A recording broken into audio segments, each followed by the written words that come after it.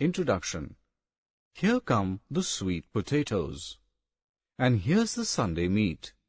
I guess we must be ready now to eat, eat, eat. We all like to eat tasty food. Objectives. At the end of this lesson, you will be able to define food, tell sources of food, know about the protective food, differentiate between vegetarian food and non-vegetarian food. We all need food to live. We eat different types of food every day. Food gives us energy to work and play. It keeps us healthy. It helps us to grow strong.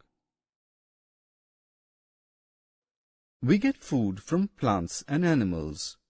Friends, plants give us fruits and vegetables.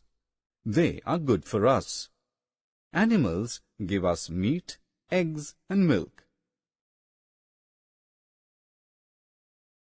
Hey friends, food protects us from various diseases. The food that protects us from falling ill is called protective food. We should eat lots of spinach, cabbage, beans, and fruits. There are two types of food.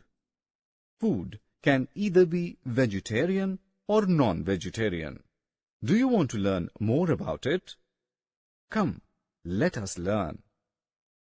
Fruits, vegetables, milk, and all milk products are vegetarian. Generally, we get vegetarian food from plants. Your favorite cheese and ice cream is a vegetarian food. Eggs, chicken, meat, and fish are non-vegetarian food.